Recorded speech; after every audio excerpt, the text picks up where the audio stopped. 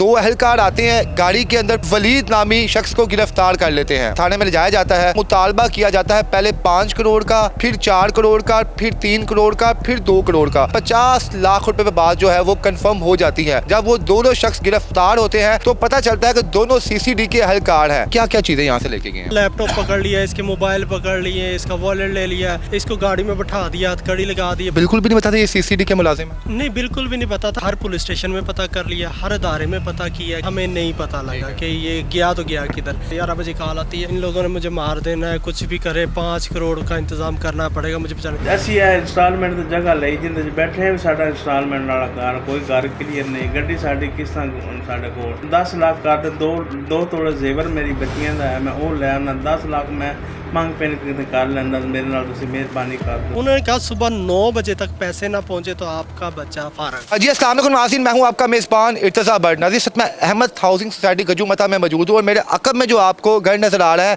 ये जहांज़ेब और वलीद दो भाइयों का ये घर है। होता क्या है, दो अहलकार आते हैं गाड़ी के अंदर पुलिस में और उसके बाद वलीद नामी शख्स को गिरफ्तार कर लेते हैं। उसके बाद थाने में ले जाया जाता है और इनसे मुतालबा किया जाता है पहले 5 करोड़ का, फिर 4 करोड़ का, फिर 3 करोड़ का, फिर 2 करोड़ का और फिर बिल आखिर 50 लाख रुपए पे बात जो है वो कंफर्म हो जाती है। और जब वो रेट मारने के लिए आते हैं तब भी इनके घर से लैपटॉप, DVR, मोबाइल, नकद कैश और ATM कार्ड तक साथ ले जाते हैं। जब वो दोनों शख्स गिरफ्तार होते हैं तो पता चलता है कि दोनों सीसीडी के अहलकार हैं। लेकिन तकलीफ दे लम्हा यह है कि जो 40 लाख रुपया भी इस फैमिली ने अदा किया है, ये मेरे अकब में जो आपको घर नजर आ रहा है, घर उन्होंने रातों रात बेचा है। यहाँ के जो हाउसिंग सोसाइटी के जो ऑनर थे उन्हें घर बेचा है, 25 लाख रुपया वहाँ से पकड़ा है। अपनी बहनों के जहेज़ में जो सोना बनाया गया था वो सोना बेचा गया है, सेविंग्स बेची गई हैं और उसके बाद जाके सीसीडी के अहलकार को पैसे दिए गए हैं। ये कहानी कैसे शुरू हुई है और अब तक इनके साथ क्या ताउन किया जा रहा है, आइए इनके भाई से बात करते हैं। अच्छा ये बताएं बाबर साहब, क्या क्या चीज़ें यहाँ से लेके गए हैं? वो इसको पकड़ा है, इसका लैपटॉप पकड़ लिया, इसके मोबाइल पकड़ लिए, इसका वॉलेट ले लिया, इसको गाड़ी में बैठा दिया, हथकड़ी लगा दी। बाकी बंदे पीछे गए, उन्होंने जहांज़ेब जो दूसरा भाई उसको कहा कि जी DVR था। जब घर में आया कोई अरेस्ट वारंट था, कुछ था, सर्च कांस्टेबल थी, ना कोई अरेस्ट वारंट था। इसके वालिद साहब जो कि चल नहीं सकते थे, उन्होंने एक पुलिस वाले का बाजू पकड़ा है तो वो पुलिस वाला से बोला है कि कानून को हाथ लगा रहे, तुम्हारी जुर्रत कैसे हुई है? बुजुर्ग को कहा, उस बुजुर्ग ने कहा आपके पास कोई अरेस्ट वारंट, कोई लेडीज़ कांस्टेबल, हमारे अंदर लेडीज़ है। ये लेडीज़ को भी धक्के देते रहे, गाली गलौज करते रहे। जैसे भी वो सारी इन्होंने DVR उतारा कैमरों का ताकि रिकॉर्डिंग ना आ जाए, सारे सबूत, लेकिन उन्होंने गाड़ी भगा दी उसको, वलीद को बैठा के।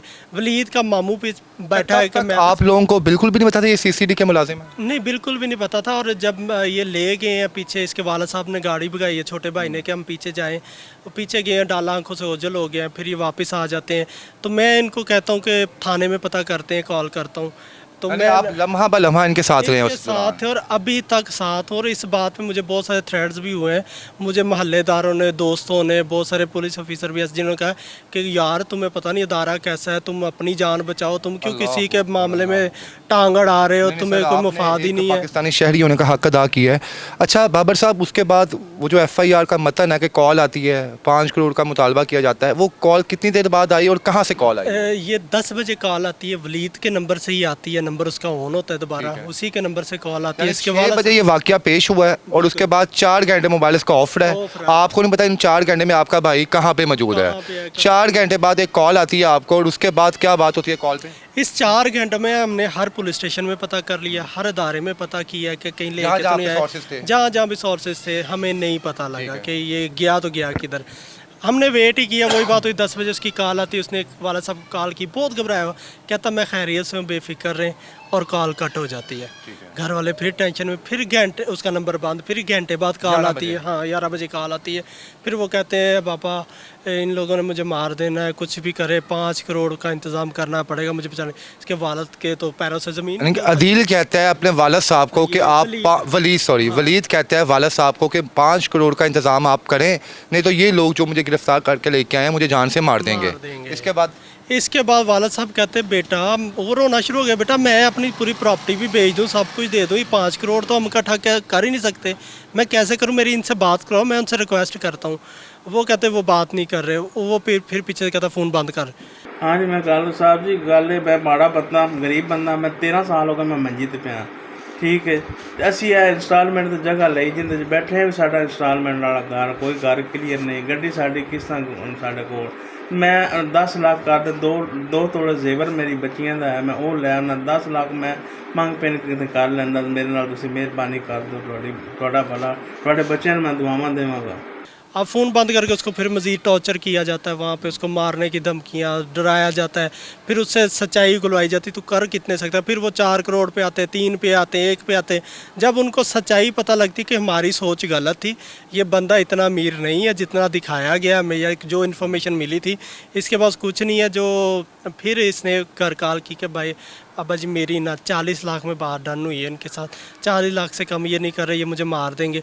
अब आप 40 लाख तो कर सकते हैं, बाइक भी सेल कर दें, गाड़ी सेल कर दें, बहनों का जेवर कितना है। 12 बजे तक बात पहुंच चुकी हुई थी अब। हाँ, बहनों का जेवर कितना है, इन्होंने कहा जी सब बहनों का रम्मी का मिलाकर बहुओं का मिला के 2 तोले कवाड़ी भी है कोई? हाँ जी, उनकी भी उन्होंने कुछ बनाया होगा कुछ जहेज का हाँ सामान? वही ना, उन्होंने सारा इकट्ठा किया तो वो 2 तोले सारा इकट्ठा हुआ, पूरी 2 फैमिली तोले बस? 2 तोले इकट्ठा हुआ जेवर।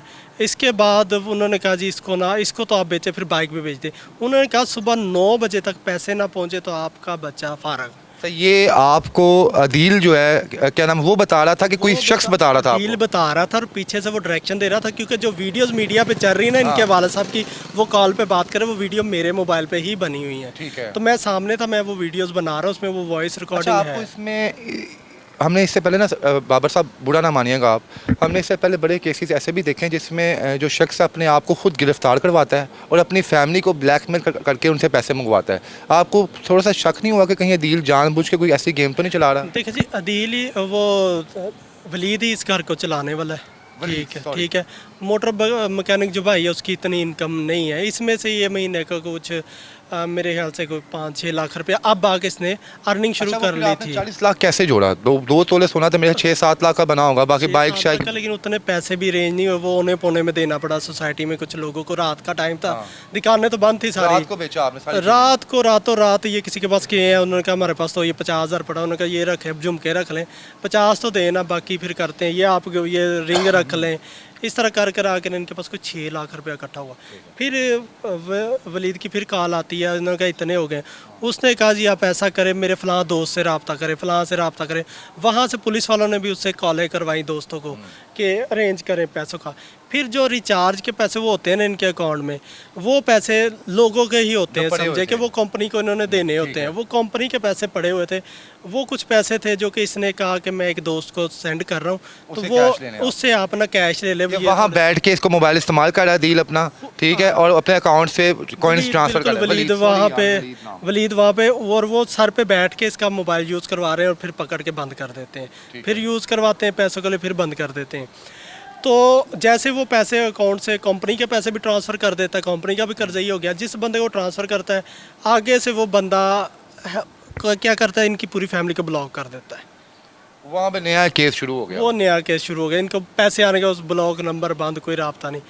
फिर कुछ ना कुछ मैंने कुछ जो मेरे से हो सका मैंने किया, कुछ दोस्तों ने, फिर मैंने इनको कहा हम ऐसा करते हैं 15 पे कॉल करते हैं। इन्होंने कहा हमने 15 पे कॉल की तो हमारे बेटे को मार देंगे, पैसा जाता है चला जाए, हमारे बच्चे की जान बच जाए, हम यहाँ से घर छोड़ के गाँव चले जाएंगे, हमें बच्चे से बढ़ के कुछ नहीं है, पुलिस को इन्वॉल्व करेंगे वो बच्चे को मार देंगे।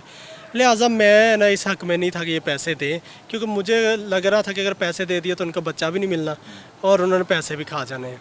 मुझे जो है ना शुरू से क्योंकि मैं शोबिज़ से रिलेटेड हूँ और मीडिया में भी मैंने एज आ क्राइम रिपोर्टर भी काम किया हुआ एक दौर में, तो मुझे अपनी पुलिस पे ना बहुत यकीन है, दिल से यकीन है अपने अदारों पे।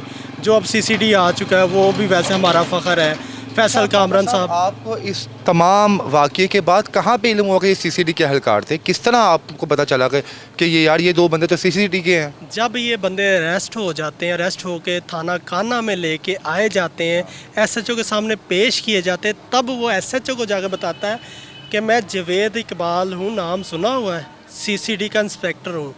वो एक यानी कि उसका एक मकाम है वहाँ पे जवेद इकबाल का। तो SHO साहब भी एक दफ़ा ना थोड़ा सोच में पड़ जाते हैं। अब SHO साहब ने ना फौरी तौर पे CCD के ऑफिसर से रब्ता किया कि जी ये CCD का ऑफिसर है, इसी तरह अगवा बराए तवान में हमारे पास आया है।